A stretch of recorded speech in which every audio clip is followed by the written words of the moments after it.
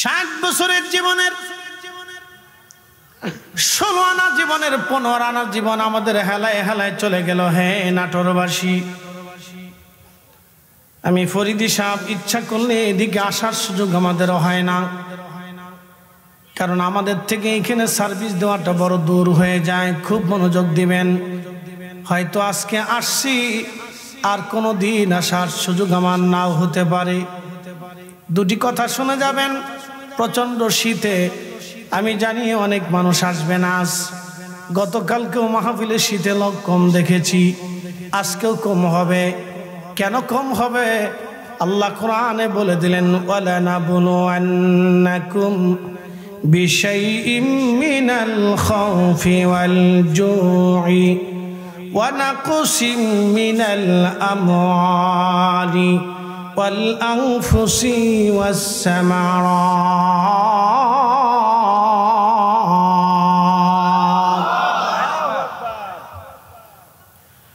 এ বান্দা, তুমি কি ভেবেছো আমি তোমাকে সৃষ্টি করেই ছেড়ে দেব?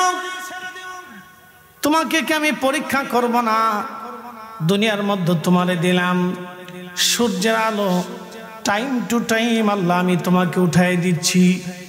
একটা দিনের জন্য সূর্যের আলো ওঠানোর জন্য তোমাদেরকে কোনোদিনও তোমাদেরকে সূর্যের সামনে সেজদা দিতে হয় নাই। আমাদের পৃথিবীতে যারা সূর্যের পূজা করে তারা ভাবে সূর্য আমাদের ভগবান, আমাদের দেবতা। যারা প্রতিমার পূজা করে তারা ভাবে প্রতিমা আমাদের দেবতা। দেখবেন আমাদের দেশে সনাতন ধর্মের যারা আছে এটা তাদের বিশ্বাস। আমি কটাক্ষর জন্য বলতেছি না, বোঝার জন্য বলতেছি। তারা বিশ্বাস করেন তাদের বিদ্যার দেবতা আলাদা, সেই জন্য তারা সরস্বতীর পূজা করে থাকে। তারা মনে করেন তাদের সাপ থেকে এই বাঁচার জন্য সেই দেবতা আলাদা, সেই জন্য তারা মনসার পূজা করে। তারা নিরাপত্তার জন্য কালীর পূজা করে থাকে অথবা দুর্গার পূজা করে থাকে। যৌন শক্তি, শারীরিক শক্তি বর্ধনের জন্য তারা হয়তো শিবের পূজা করে থাকে।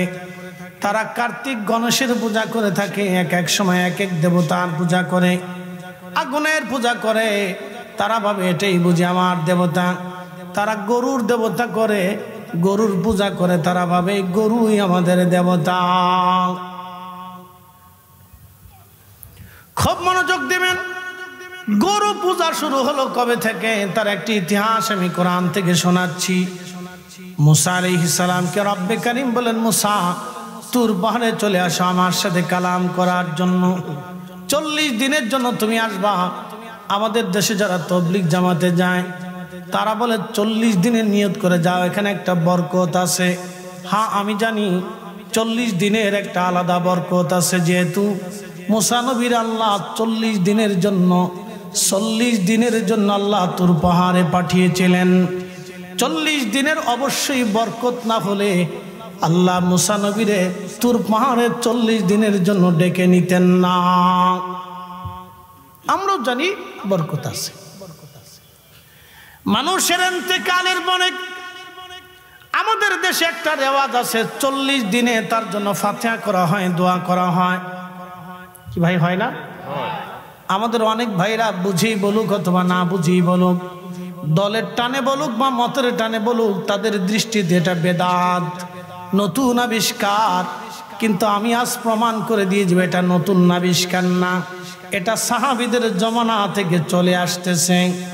ইমাম জালালউদ্দিন আব্দুর রহমান সুয়ুতি আজ থেকে 550 বছর আগে একটা কিতাব লিখেছেন।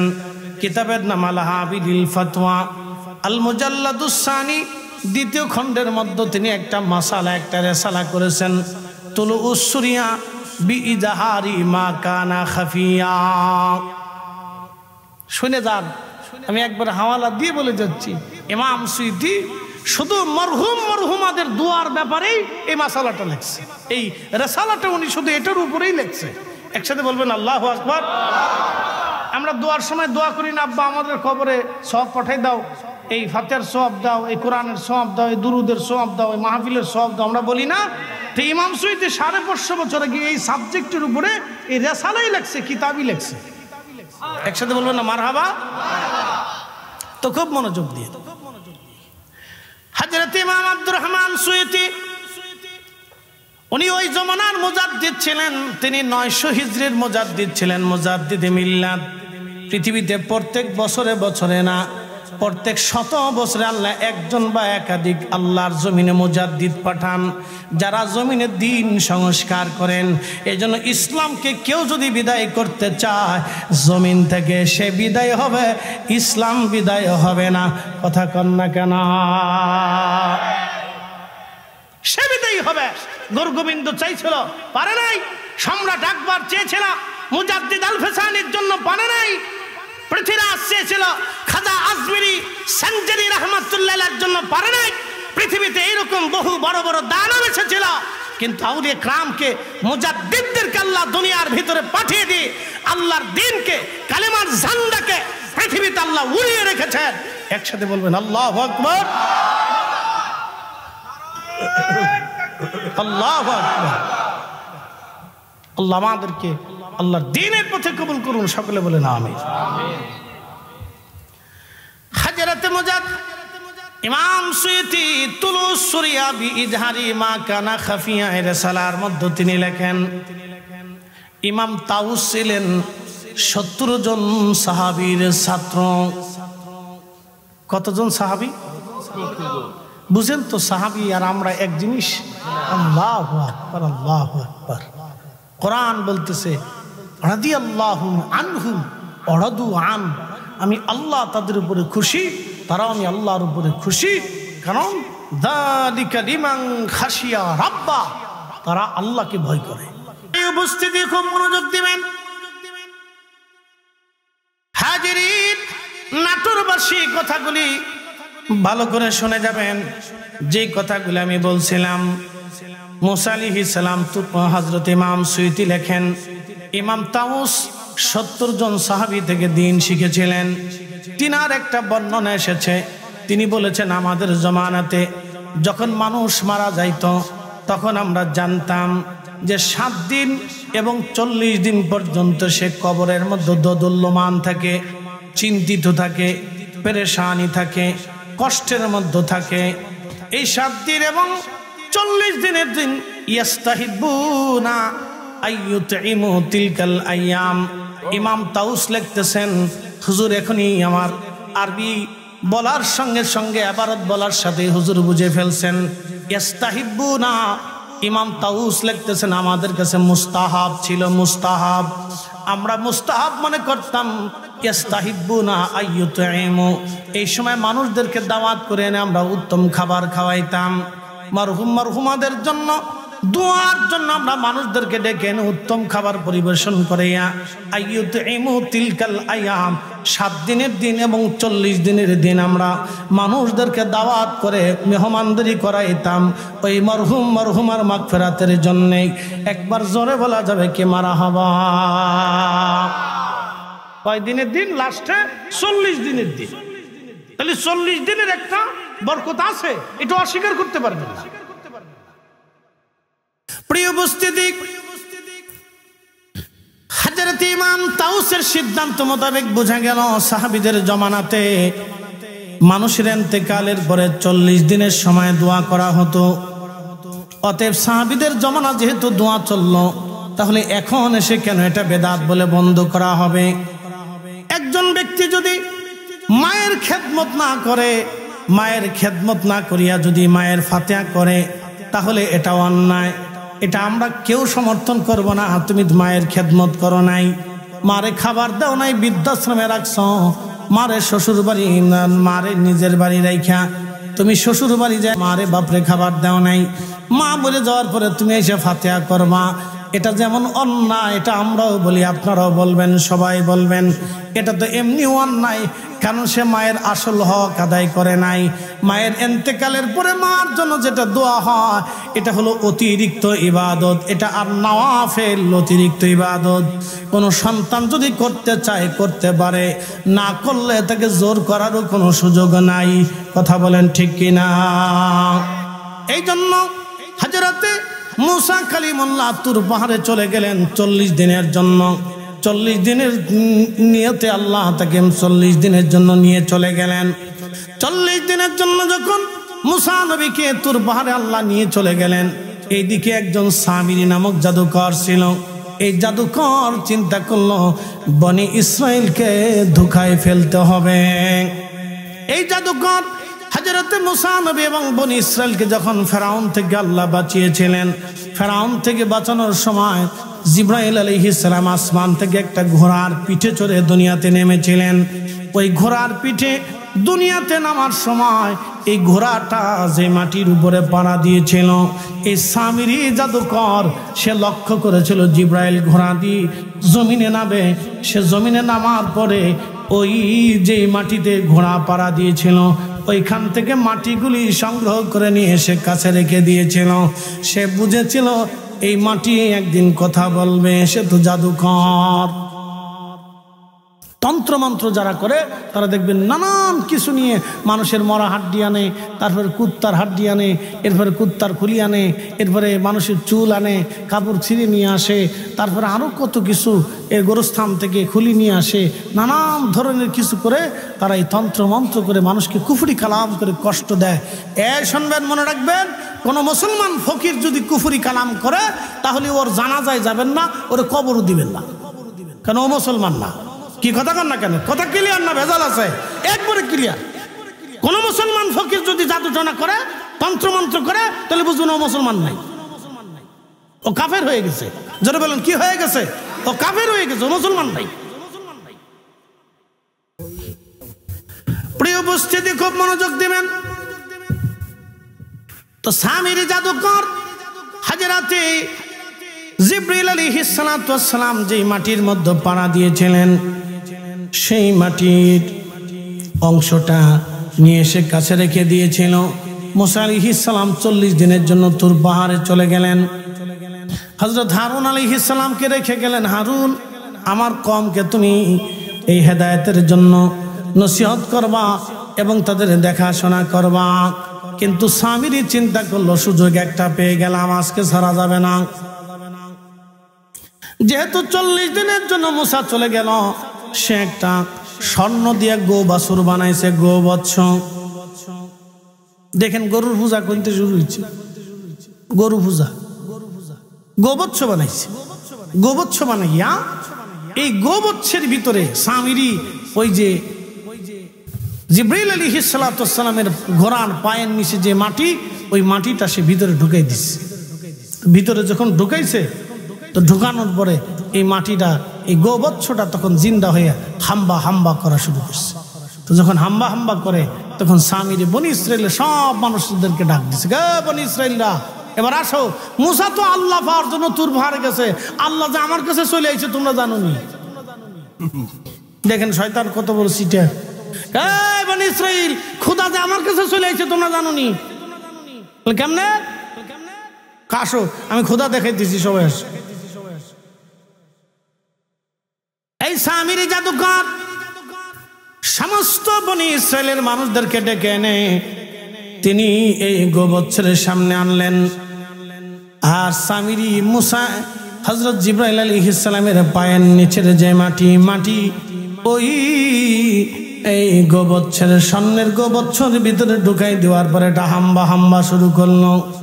সামিরি ডাক না কর, এ বনি ইসরাইল দেখছনি, খোদা এখন এই গোবৎসের মধ্যে চলে আসছে, সবাই এবারও তোমরা এই খোদারে সেজদা দাও। তো সবাই এই গোবৎসের সামনে, এই মূর্তির সামনে সব মাথা নত করে সেজদায় পড়ে গেল। একজন দুইজন লোক সেজদা দেয় নাই, 70,000 মানুষ সেজদার মধ্যে পড়ে গেল। একসাথে বলেন নাউজুবিল্লাহ।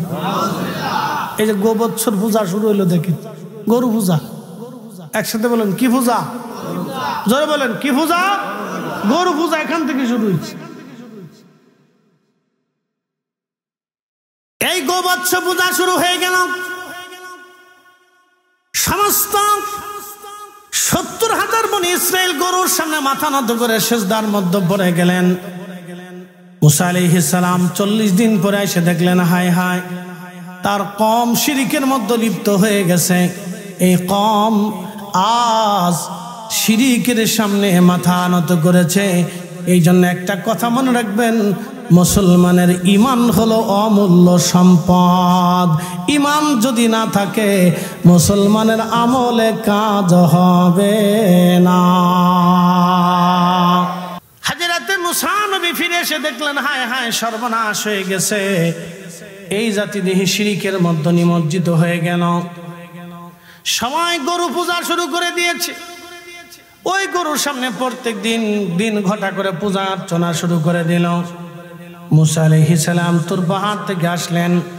আসার পরে হারুনকে ডাকতে বলেন, হারুন, তোমাকে দিয়ে গেলাম এই জাতিকে হেদায়েতে রাখার জন্য, কিন্তু তোমার এই জাতি করলোটা কি? তারা গোবৎসের পূজা অর্চনা শুরু করে দিল। হযরতে হারুন বলল, আমি বহু চেষ্টা করেছি এই জাতিকে নিবৃত করার জন্য, কিন্তু এই জাতি গরুর সামনে মাথা নত করেছে। বন্ধু খুব মনোযোগ দিবেন। আমাদের পৃথিবীতে একটা ধর্ম আছে, ধর্মের নাম মাজুসি ধর্ম। মাজুসি ধর্মের মূল কাজ হচ্ছে আগুনের পূজা করা। তারা আগুনের সামনে মাথা নত করে আগুনের পূজা করে। মাজুসিরা আগুনের পূজা করে। তারা মনে করে আগুন আমাদের খোদা, আগুন আমাদেরকে সবকিছু দেয়, আগুন আমাদেরকে সবকিছু দেয়। এখন আমি যদি আপনাদেরকে প্রশ্ন করি, জবাব দিবেন। আগুন কি একা একা জ্বলে, না জ্বলার জন্য কোনো নিয়ম কানুন আছে? নিয়ম কানুন আছে না? সে বিনা কারণে জ্বলে না, যে কোনো কারণে জ্বলে। তার অর্থ হলো আগুনকে যে কেউ জ্বালায়। কথা ঠিক আছে না? আগুনকে যে কেউ জ্বালা। এখন বলেন, সে কি স্থায়ীভাবে জ্বলে থাকে? জ্বালানি শেষ হলে সে কি অটোমেটিক নিভে যায় না? অটোমেটিক নিভে যায়। তার অর্থ হলো আগুনকে যে কেউ একজন নিভাইয়া দেয়। একসাথে বলবেন আল্লাহু আকবার। তাহলে আগুনের নিজস্ব কোনো শক্তি আছে? তাহলে ওনাকে আগুনকে একজন পরিচালিত করেন। আমাদের বিশ্বাসে তিনি কে? একসাথে বলেন, তিনি কে? তাহলে আগুন কখনো খোদা হতে পারে না। রব বলেছেন আল্লাহুস সামাদ, আল্লাহুস সামাদ। আমি রব কারো মুখাপেক্ষী না, সব সৃষ্টি আমি আল্লাহর মুখাপেক্ষী। কথা বুঝতে হবে, এটার নাম হলো বিশ্বাস। সনাতনীরা একটা বিশ্বাসে বেঁচে থাকে, শিখদের একটা বিশ্বাস, বৌদ্ধদের একটা বিশ্বাস, খ্রিস্টানদের একটা বিশ্বাস। খ্রিস্টানরা বলে এক আত্মা, তিনজন, এক আত্মা দিয়ে তিনজন। আল্লাহ, আল্লাহর বউ, আল্লাহর ছেলে। আল্লাহ এক আত্মা দিয়ে তিন। তারা বলে আত্মা, আল্লাহরও আত্মা আছে। তাহলে এখন আত্মা বানাইলো কি? আল্লাহর বউ আছে, আল্লাহর ফুলাও আছে। কত বড় পাগল আপনি একটু চিন্তা করেন, যে এক আত্মারে তিনজন বানাইছে। তার অর্থ হলো তারা আল্লাহর সাথে বাকি দুইজনকে শরিক করে খোদার আসনে বসাইছে। এই জন্য তারা কাফির। কথা কর না কেন, ঠিক কিনা? তারা অবিশ্বাসী। কোরআন বলতেছে, ইন্নাল্লাযীনা কাফারু মিন আহলিল কিতাবি ওয়াল মুশরিকিনা ফী নারি জাহান্নাম খালিদিনা ফীহা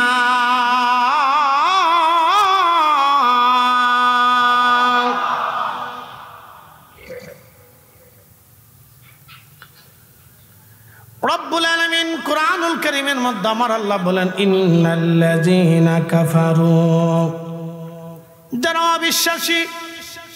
অবিশ্বাসী কি? আল্লাযীনা ইউমিনুনা বিল গায়ব, যারা গায়েবের উপরে বিশ্বাস করে তারা সফল কাম। যারা গায়েবের উপরে বিশ্বাস করে না তারা সফল কাম না। আল্লাহ দেখা যায় না কিন্তু আল্লাহ আছে। ফেরেশতা দেখা যায় না কিন্তু ফেরেশতা আছে। কবর কি হবে দেখা যায় না কিন্তু কবর সত্য। মুনকার নাকির আসবে দেখা যায় না কিন্তু সত্য। কিরামান কাতিবিন দেখা যায় না কিন্তু সত্য। আজরাইল দেখা যায় না, ফা ইন্নাহু মুলাকিকুম, আজরাইল আপনার সাথে মোলাকাত করবে। দেখা যায় না কিন্তু আসবে, সেটা সত্য। কথা ঠিক আছে না? এখান থেকে বুঝে যাবে কোরআনে আল্লাহ কত চমৎকার বলছেন। ফা ইন্নাহু, আল্লাহর একটা কালামের সাথে আর একটা কালামের কোনো দ্বন্দ্ব পাবেন না। আমাদের সারা জীবনে কথার ভিতরে প্রথম কথা শেষ কথার সাথে দ্বন্দ্ব হয় না ভাই? প্রথম মতের সাথে শেষ মতের সাথে আমাদের মিল থাকে না, কিন্তু কোরআনের প্রত্যেকটা কালামের ভিতরে কোনো দ্বন্দ্ব পাবেন না। ফাইন্নাহু মুলাকিকুম হাবিব, উম্মতকে বলে দেন এই মালাকুল মউত তার সাথে দেখা করবে, কথা বলবে।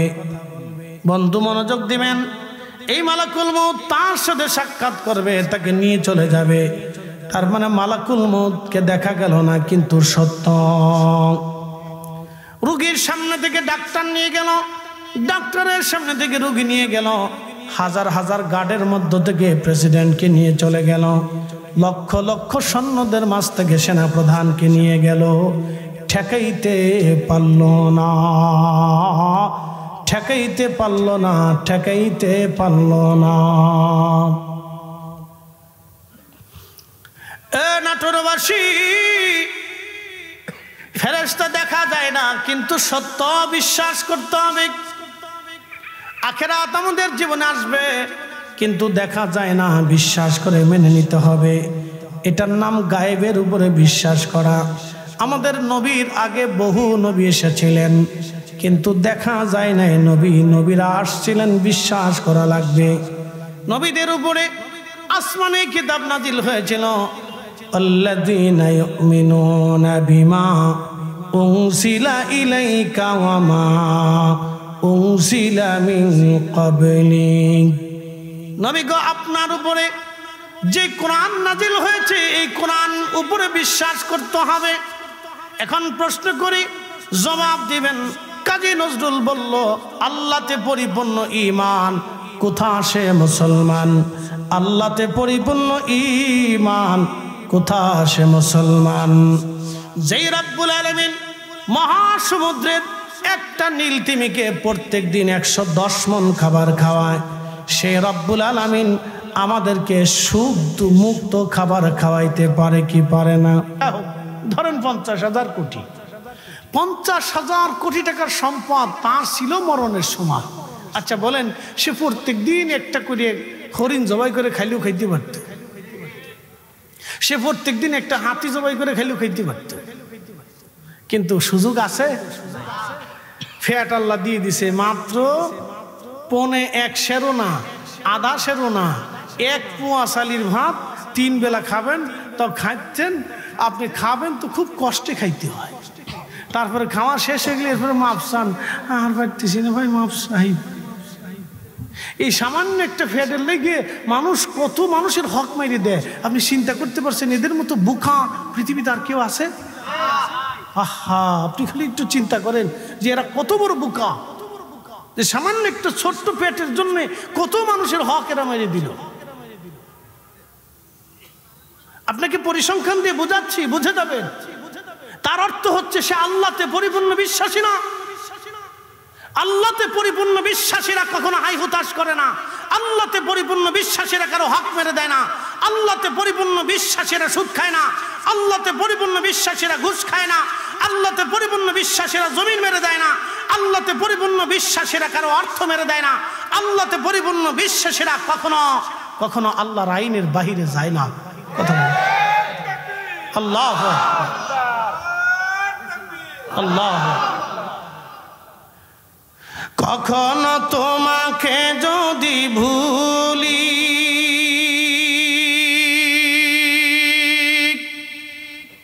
হেদায়েতের আলো জেলে নিয় কাছে তুলি, ঠাই দিও প্রিয়তম অগমহিয়ান, তুমি রহমান, তুমি মেহেরবান। অন্ধ গাহে না শুধু তোমারি গুণগান, বুঝেও বুঝে না তবু শান, তুমি রহমান, তুমি মেহেরবান।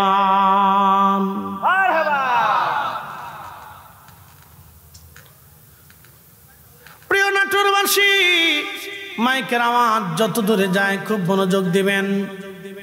কাজী নজরুল খুবই চমৎকার কথা লিখে গেছেন, আল্লাহতে পরিপূর্ণ ঈমান কোথা সে মুসলমান, আল্লাহতে পরিপূর্ণ ঈমান কোথা সে মুসলমান।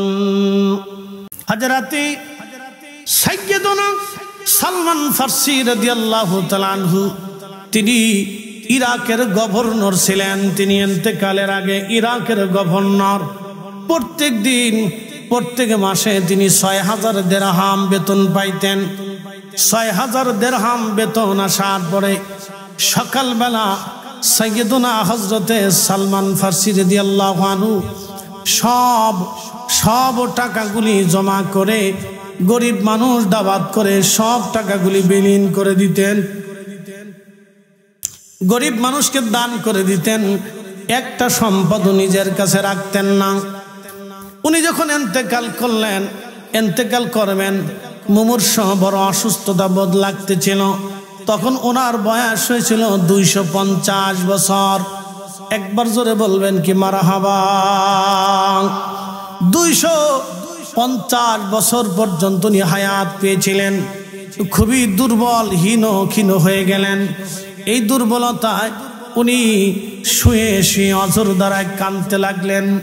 সাহাবীরা বলল, হুজুর আপনাকে রাসূল অনেক ভালোবাসতেন, আপনি নবীর বয়স্ক সাহাবী। ওগো সালমান ফারসি, কি জন্য আপনি এভাবে কাঁদেন আপনার বিদায়ের সময়? সালমান ফারসি জবাব দিলেন, সাহাবীরা রে, আমার মুহিব্বিনেরা, ইরাকবাসী শোনো, আমার নবী দুনিয়ার থেকে চলে যাওয়ার সময় পৃথিবীতে কোনো সম্পদ নবী রেখে যান নাই। নবীর কোনো সম্পদের ওয়ারিশ নাই, শুধু এলেমের ওয়ারিশ আমার নবী রেখে গেছেন। এলেমের ওয়ারিশ যারা আলেম হবে তারা আমার রসুলের এলেমের ওয়ারিশ। একবার জোরে বলবেন কি আল্লাহু আকবার। যারা আলেম তারা রসুলের এলেমের ওয়ারিশ। আমার সালমান ফারসি বলতেছিলেন, কোন সম্পদ রসুল রেখে যান নাই। অতএব আমার এই মৃত্যুর সময় কত সম্পদ জমা হলো, কিয়ামতের ময়দানে আমি রসুলের সামনে কোন চেহারা নিয়ে দাঁড়াবো? আমার রসুল যদি জিজ্ঞাসা করেন আমি সেই দিন কি জবাব দেব? একবার জোরে বলবেন কি আল্লাহু আকবার। তারাও শাসক গোষ্ঠী ছিল, আর আমাদের দেশের শাসক গোষ্ঠী একটু চিন্তা করে বুঝবেন।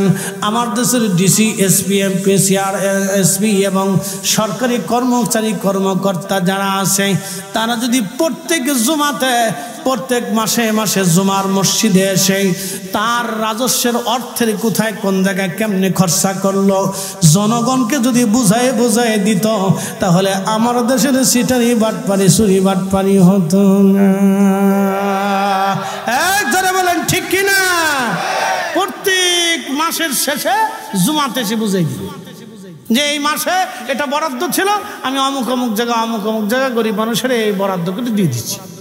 প্রিয় উপস্থিতি, হযরতে সালমান ফারসি রাদিয়াল্লাহু আনহু চোখের পানি ছেড়ে কাঁদার বলল, হে আমার সাথীরা, আমার একটা পাগড়ি জমা হলো, আমার একটা আবা, শরীরের জুব্বার উপরে আলেম ওলামারা যে আবা গায়ে দেয় দেখবেন, এই আবা মক্কা মদিনার হারামাইন শরীফাইনের ইমামরা পড়ে। এই আবা জমা হয়ে গেল, আমার একটা জুব্বা জমা হলো, আমার একটা লাঠি জমা হয়ে গেল, আমার একটা পানির পেয়ালা জমা হলো, আমার একটা আমার একটা প্লেট জমা হলো, কাঠের বাসন, কাঠের পেয়ালা, কাঠের লাঠি, মাথার একটা পাগড়ি, আর একটা আবার একটা জুব্বা। কত হাজার কোটি টাকার সম্পদ একটু চিন্তা করেন। মাত্র মামুলি বিষয়, সামান্য নিত্য প্রয়োজনীয়তার জিনিস বলে এইগুলি জমা হয়ে গেল। আমার রসুল দুনিয়ার থেকে যাওয়ার আগে সব দান করে দিয়ে গেলেন। এত কিছু জমা হলো, কিয়ামতের ময়দানে আমি রসুলের সামনে কি জবাব দেব বলো? সালমান ফারসি কাঁদতেছিলেন। সাহাবীরা নাচ দিয়ে বলতেছে, আপনি কাঁদবেন না।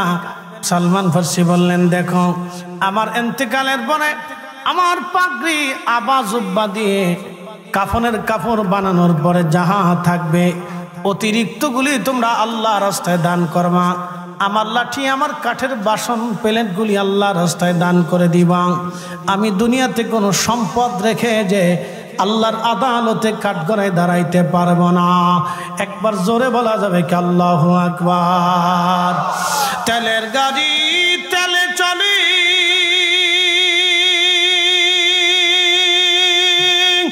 হাওয়ার গাড়ি হাওয়ায় উড়ে, বিনা তেলে চালাই গাড়ি নবী সুলাইমান। আমরা সেই মুসলমান, আমরা সেই মুসলমান, ঠিক কিনা? আমরা সেই মুসলিম। হযরত মুসা কালিমুল্লাহ ডাক দিয়ে বলেন, হারুন কল্লা কি? হযরত হারুন আলাইহিস সালাম বললেন, ভাই আমার, আমি বহু চেষ্টা করছি কিন্তু বুঝাইতে পারি নাই। আল্লাহর নবী মুসা সিজদায় পড়ে গেলেন, ইয়া রব, আমার কম জুলুম করে ফেললো, এত বড় শিরিক করে ফেললো আমি দুনিয়াতে থাকা অবস্থায়। আল্লাহ এখন কি করব আমি? আল্লাহ পাক বলেন, মুসা রে, তোমার উম্মতকে বলো যদি বনি ইসরাইল তওবা না করে তাহলে আমি আল্লাহ তাদেরকে পাথর নিক্ষেপ করে, গজব নিক্ষেপ করে আমি আল্লাহ তাদের ধ্বংস করে দেব। মুসা নবী বনি ইসরাইলকে ডাক দিয়ে বলেন, হে বনি ইসরাইল, তোমরা যদি তওবা না করো তাহলে সর্বনাশ হয়ে যাবে, আল্লাহ গজব নাজিল করবে, কি করবা চিন্তা করো। বনি ইসরাইল বলো, হুজুর ভুল হয়ে গেছে, আমরা তওবা করতে চাই। রব্বুল আলামিন জানাইলেন, মুসা, তারা যদি তওবা করতে চায় তাহলে শাস্তি নিয়ে তওবা করতে হবে।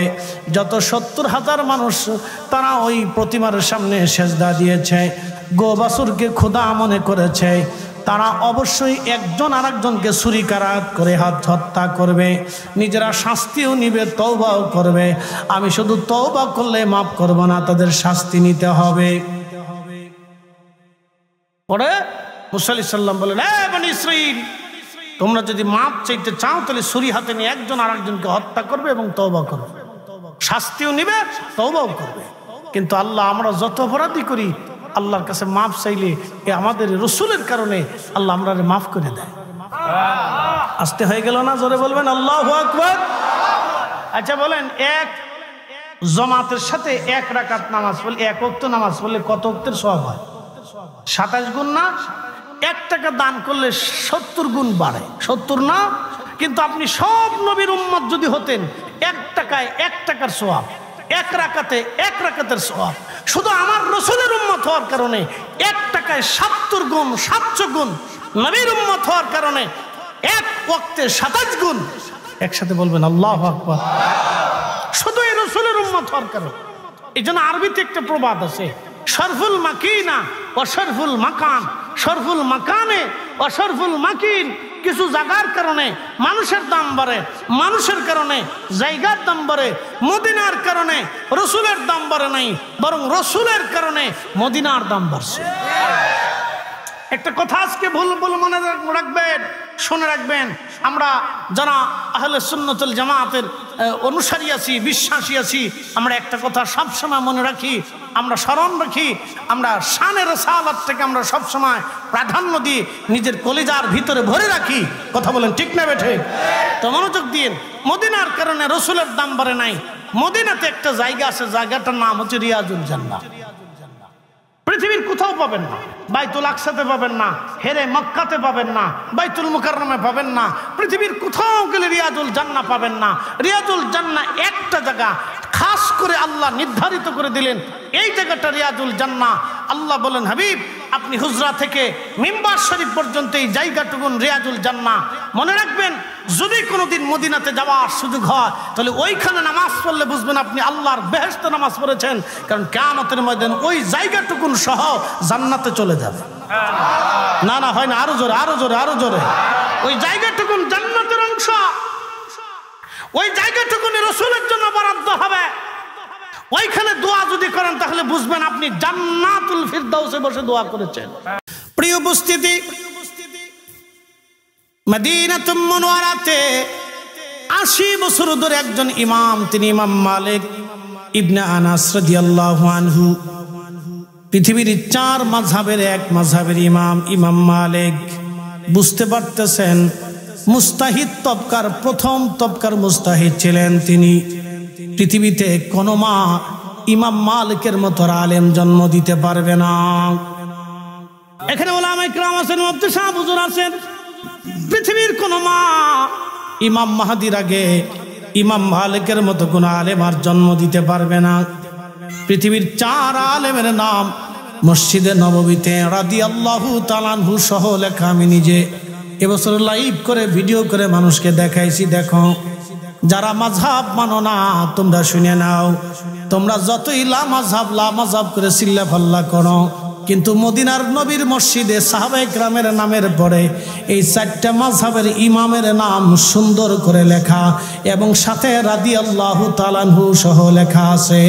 একবার জোরে বলা যাবে কি মারহাবা। আমার এই ফেসবুক আইডিতে লাইভও আছে, এখনো আছে।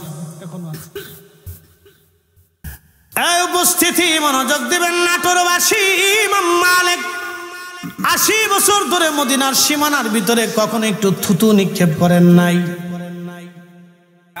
আপনি ভালোবাসা কেমনে দেখেন, কেন বিরোধিতা করবেন?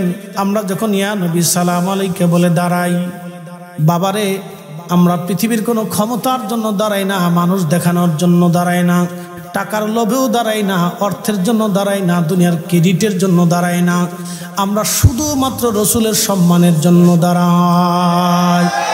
আমাদের আর কোনো উদ্দেশ্য নাই। আমরা বিশ্বাস করিও না যে রসুল এখানে বসে রয়েছে। কি কথা কন না কেন? আমরা শুধু রসুলের ইজ্জতের জন্য দাঁড়াই। আপনি বিরোধিতা করতে পারেন, আপনাকে ছেড়ে দিলাম। আপনার জবানের স্বাধীনতা আছে, কাজের স্বাধীনতা আছে, কিন্তু আপনাকে বুঝতে হবে আপনি কিসের বিরোধিতা করতেছেন। আপনি রসুলের তাজিমের বিরোধিতা করতেছেন। আপনি কিসের বিরোধিতা করেন? রসুলের তাজিমের বিরোধিতা করেন। তো যদি বলেন বেদাত, তাহলে বলেন ইমাম মালিক 80 বছর মদিনায় জুতা পরলো না, এটা বেদাত আপনি প্রমাণ করেন। যদি বলেন বেদাত, তাহলে ইমাম মালিক 80 বছর মদিনার সীমানার ভিতরে থুতু ফেলে দেয়। 80 বছর একটা সেকেন্ডের জন্য জুতা পরে নাই। আমরা 8 দিন জুতা ছাড়া থাকতে পারি না, 1 মিনিটও চলতে পারি না। আর এই ইমাম পৃথিবীর শ্রেষ্ঠ ইমাম, 4 ইমামের এক ইমাম, 4 আলেমের এক আলেম, পৃথিবীর 4 আলেমের এক আলেম। কোন মার কোনদিন জন্ম দিতে পারবে না। ইমাম মালিকের লেখনের উপরে কলম ধরার মতো কোন আলেম পৃথিবীতে কিয়ামত পর্যন্ত জন্ম হবে না। 4 আলেমের এক আলেম। জীবনে 80 বছরে মদিনার হাউদের ভিতরে কখনো জুতা পরেন নাই, থুতু নিক্ষেপ করেন নাই, পেশাব পায়খানা ছাড়েন নাই। আপনি জানেন কত বড় আদব, আল্লাহু আকবার, তাজিমের রাসূল। 80 বছর জিজ্ঞেস করা হলো ইমাম মালিক কোন দলিলে? উনি কোরআনের কোনো দলিল দেন নাই, হাদিসেরও দলিল দেন নাই, উসুল সাবমিট করেন নাই, কোনো উসুল দেন নাই। উনারা তো উসুল পুরো নেতা। আল্লাহু আকবার। শরীয়তের উসুল বুঝতে পারতেছেন? আমি কোরআন থেকে কিভাবে দলিল আনবো, হাদিস থেকে কিভাবে দলিল আনবো, সেই উসুল উনরা লেখছেন। আল্লাহু আকবার, জোরে বলেন। উনরা উসুল লেখছেন, সে উসুল প্রণেতা। তিনি পর্যন্ত কোনো উসুল দেন নাই। একটা উসুল দিচ্ছেন, এ আল্লাহর বান্দারা, যেই মাটির ভিতরে রসুল ঘুমা, সেই মাটির উপরে আমি কি করে জুতা পরবো?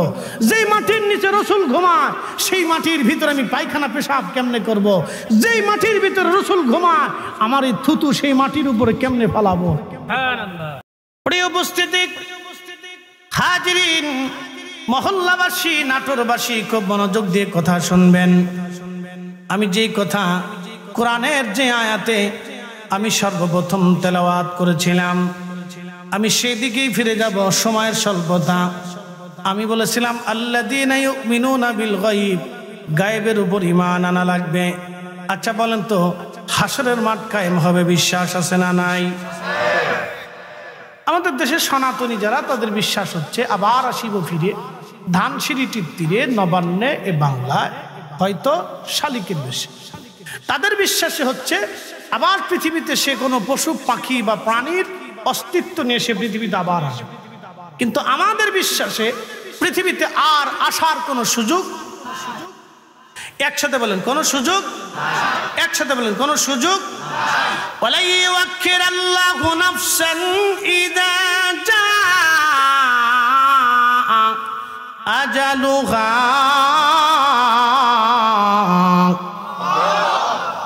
এটা হলো বিশ্বাস। এজন্য শোনেন, ইসলামের মৌলিক বিষয়টা হচ্ছে বিশ্বাস। আপনার যদি আকীদা বিশ্বাস ঠিক থাকে তাহলে আমল যাহা করবেন সেটা মঞ্জুরিয়াত আসবে। আকীদা বিশ্বাস যদি ঠিক না থাকে তাহলে মুশকিল। এই জন্য আকাইদে আহলে সুন্নাত ওয়াল জামাআত, এটা 4 ইমামের আকীদা। ইমাম আবু হানিফা, ইমাম শাফিঈ, ইমাম মালিক, ইমাম হাম্বলি। শুনলে খুশি হবেন, ইশকে রাসূলের কারণে ইমাম মালিকের সাথে আমার রাসূল 100 বার স্বপ্নে কথা বলে গেছে। আচ্ছা বলেন, কোন বেদাতিকে নবী স্বপ্ন দেখা? কোন ভণ্ডকে নবী স্বপ্ন দেখা? নবী কোন ভণ্ডের সাথে সে কথা বলে না। কোন বেদাতির সাথে রাসূল এসে কথা বলতে পারে না। ইমাম মালিক তাজিমে রাসূলের বিষয়ে কত সতর্ক ছিলেন দেখেন। এই জন্য আপনি মিলাদ কিয়াম পছন্দ না হলে আপনি চুপ থাকেন, ভালো না লাগলে আপনার পড়ার দরকার নেই। কেউ এখানে জোর করে কাউরে পড়ায় না, কথা ঠিক আছে না ভাই? কেউ কাউরে জোর করে পড়ায় না। যদি পছন্দ না হয় না করলে আপনার ইচ্ছা। কিন্তু আমরা ইয়া নবী সালামু আলাইকা বলার পর আমরা আর বসে থাকতে পারি না, আমাদের দাঁড়াইতেই হবে। কথা কন না কেন, ঠিক কিনা? আমরা শুধুমাত্র স্রেফ আল্লাহ রসুলের জন্য দাঁড়াই। কার জন্য? আল্লাহ রসুলের জন্য দাঁড়াই, অন্য কারো উদ্দেশ্য না। এখানে কোনো উদ্দেশ্য আর বাকি উদ্দেশ্য আমাদের থাকে না। তো প্রিয় উপস্থিতি, আমি কথা দীর্ঘায়িত করবো না। অতিথিবৃন্দরা আসছেন, তারা কথা বলবেন। আমার যেহেতু আর একটা প্রোগ্রাম আছে, আমার সেখানে চলেই যেতে হবে, অতএব আমারও থাকার আর সুযোগ নেই। তারপরেও শেষ দুটি কথা, আখেরাতে আল্লাহর কাছে ফিরে যাব। কার কাছে? একসাথে বলে, জোরে বলতে হবে, কার কাছে? যদি আপনি বিশ্বাস করেন যে আল্লাহর কাছে ফিরে চলে যাব, অতএব পৃথিবীতে ন্যায় কাজ করবেন। ন্যায়, জোরে বলেন কি? আরো জোরে বলেন কি? দুনিয়াতে যারা ন্যায় বিচার করে হযরত ওমরের সাথে তাদের হাসর নাসর হবে। দুনিয়াতে যারা অন্যায় কাজ করে কিয়ামতের ময়দানে ফেরাউন ও নমরুদের সাথে তাদের হাসর নাসর হবে। একটা কথা মনে রাখবেন, আর শেষ করে দিচ্ছি। রসুলের কাছে এক মহিলাকে ধরে আনা হলো। নবী বললেন অপরাধ কি? বলে হুজুর চুরি করছে। আল্লাহর নবী বললেন আল্লাহর বিধানে তার হাত কেটে দাও। তো সাহাবে کرام এসে বলেন ইয়া রাসূলুল্লাহ, ইয়া হাবিবাল্লাহ, সে সম্ভ্রান্ত পরিবারের নারী, হাত কাটা কি মঞ্জুর করা যায় না? রাসূল করিম জালালি হয়ে গেলেন, এই সাহাবে کرام, আল্লাহ পৃথিবীতে আমাকে ইনসাফ প্রতিষ্ঠিত করার জন্য পাঠিয়েছে। একসাথে বলবেন আল্লাহু আকবার। আল্লাহ আমাকে ইনসাফ প্রতিষ্ঠিত করার জন্য পৃথিবীতে পাঠিয়েছে। আমার আগে যত নবী আসছিলেন সব নবীর উম্মতরা শুধু ধ্বংস হয়েছে বেইনসাফি কাজ করার জন্য, অন্যায় বিচার করার জন্য, অন্যায় করার জন্য, প্রশ্রয় দেওয়ার জন্য, স্বজন প্রীতি করার জন্য। হ্যাঁ সাহাবীরা, আমার ফাতেমাও যদি চুরি করত, আমি রাসূল নিজে হাতে আমার ফাতেমার হাত কেটে দিতাম। একসাথে বলবেন আল্লাহু আকবার। ন্যায়, জোরে বলেন কি? আপনার ছেলে যদি অন্যায় করে তো ছেলের পক্ষে না ন্যায়ের পক্ষে? ন্যায়ের পক্ষে হলে আর সালিশ দরবারের জন্য চেয়ারম্যান, মেম্বার, পুলিশ প্রশাসন, ওসি, ডিসি কিচ্ছু লাগবে না, আপনি নিজেই করতে পারেন। বাবা এগুলি বুঝতে হবে। আমরা ওয়াজ শুনে চলে যাই, কিন্তু ওয়াজ বুঝি না। ওয়াজ বাড়ি পর্যন্ত নিবে। একজন লোক যদি তার বোনের জমি বুঝাই না দেয়, যত বছর বুঝাবে না তত বছর সে হারাম খাবে। আর শুয়োরের গোশত আর ওই গরুর গোশতের মধ্যে কোনো তফাৎ নাই। একটা কথা মনে রাখবেন, আমি যাহা বলি ক্লিয়ার কাজ বলি। অজু ছাড়া নামাজ হয়, তো হালাল খাবার ছাড়া ইবাদত কবুল হয়, হালাল টাকা ছাড়া হজ কবুল হয়, হালাল টাকার জাকাত ছাড়া জাকাত কবুল হয়।